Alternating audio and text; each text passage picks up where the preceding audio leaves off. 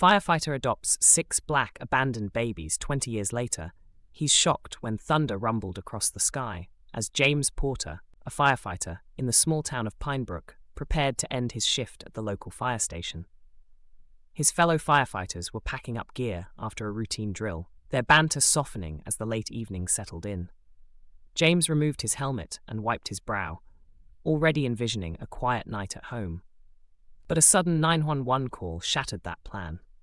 A collapsing old warehouse on the outskirts of town was reportedly aflame. The abandoned structure had been neglected for years, becoming a magnet for trouble. James and his crew scrambled into the fire truck, sirens wailing through the rainy darkness. When they arrived, raging flames curled into the night sky, and thick smoke poured from the shattered windows. It looked impossible to save, but James never hesitated. Firefighters attacked the blaze, hoses spraying arcs of water through the shadows. Inside the smouldering ruin, James pushed forward, navigating fallen debris. He heard something, soft cries, almost muffled by crackling flames. He followed the sound through a doorway and froze. Huddled in a corner, he found 6 tiny infants, each swaddled in ragged blankets, all around a year old or younger. Their wide, terrified eyes glistened in the orange glow of firelight. Instinct overrode training. These 6 babies were alone, with no guardians or sign of anyone else. He quickly radioed for backup, but none of his colleagues could push deeper into the building. The structure threatened to collapse. James scooped up 2 of the babies first, then the remaining 4, somehow balancing them in his arms. Their cries mingled with the roar of the fire. Half crawling, half running, James dashed back through the corridor, coughing from the thick smoke with every step. Wood splintered and sparks fell around him. One last beam collapsed behind him as he leapt clear of the doorway. Outside, paramedics and other firefighters rushed to help. They carefully took the babies from James's arms, checking for injuries. The scene was frantic. No one could believe these 6 infants were just left behind. Drenched in sweat and rain, James watched the paramedics wrap the babies in fresh blankets.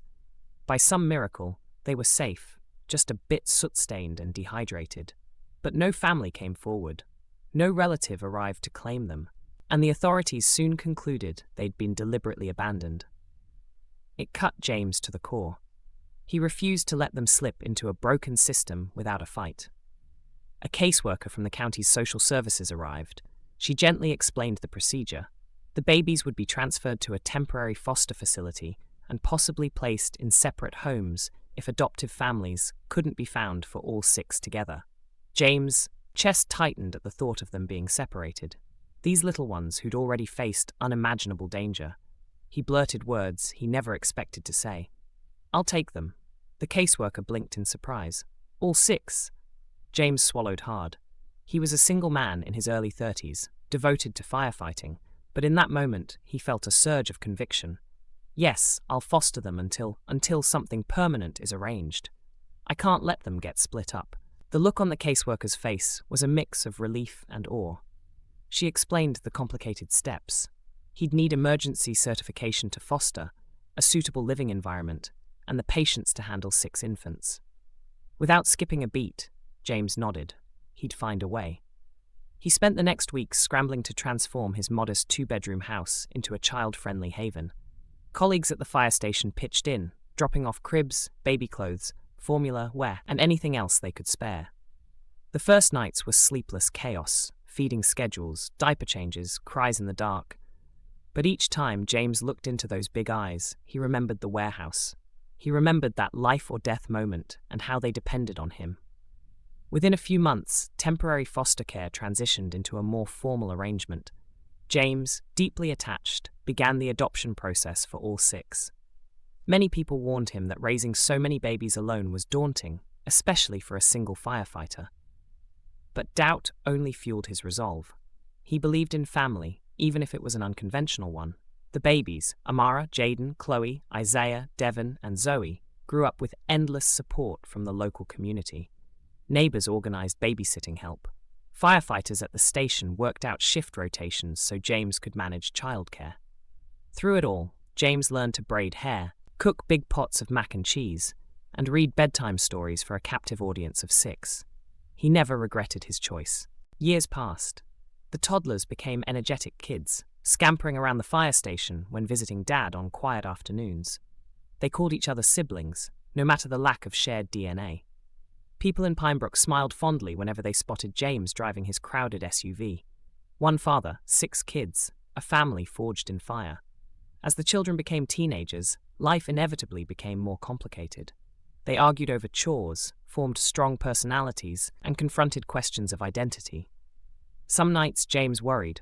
Was he offering enough cultural and social grounding for 6 black teenagers, now navigating a world that sometimes judged them unfairly?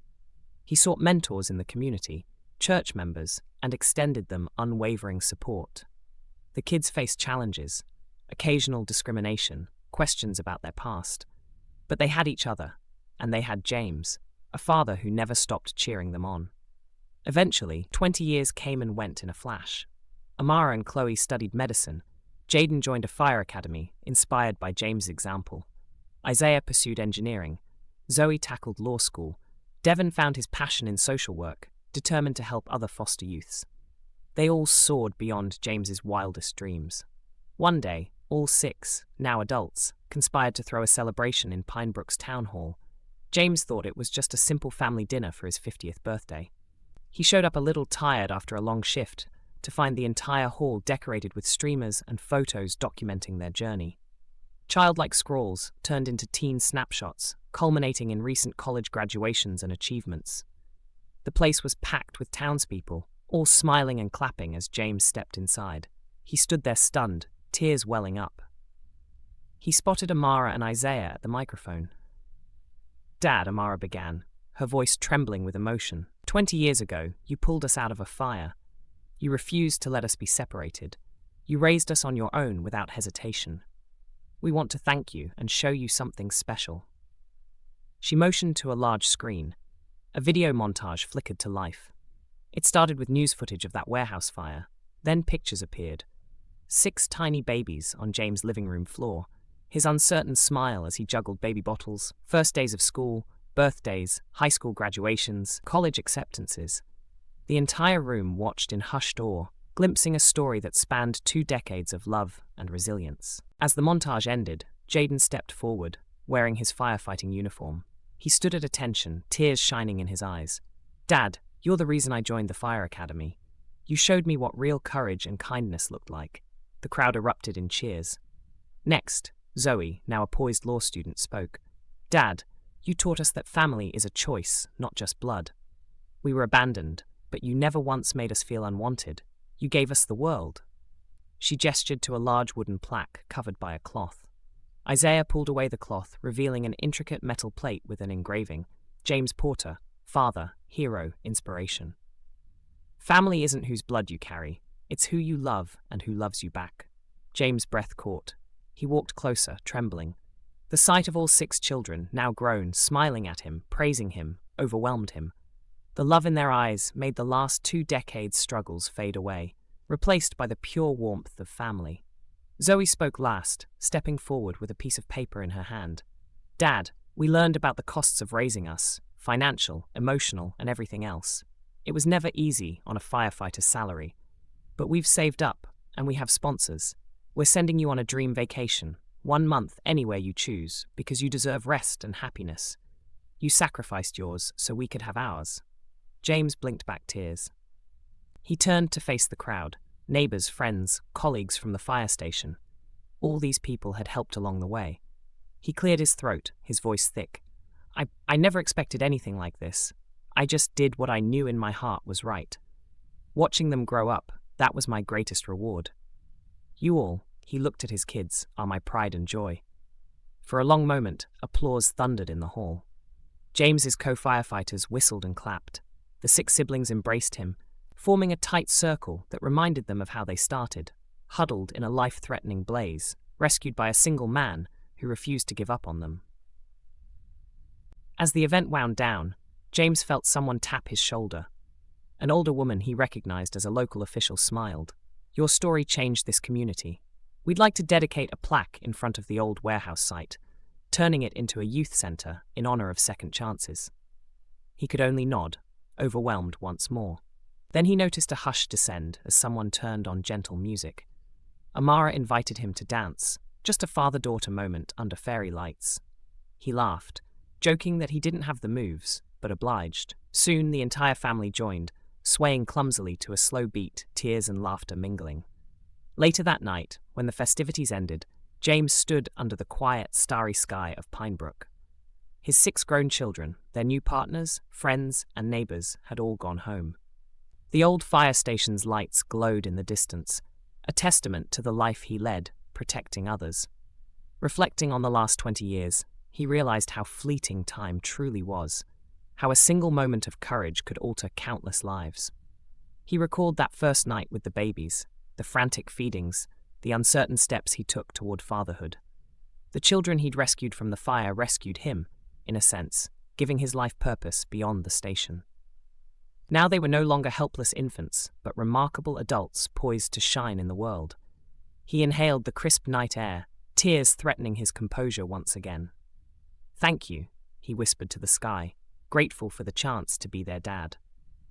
He walked home with a spring in his step, at peace with the knowledge that every trial was worth it. He was living proof that a single act of compassion could spark a lifetime of miracles, and he knew, no matter where life took them, their bond was unbreakable. They were a family forged by fire and sealed by love forever.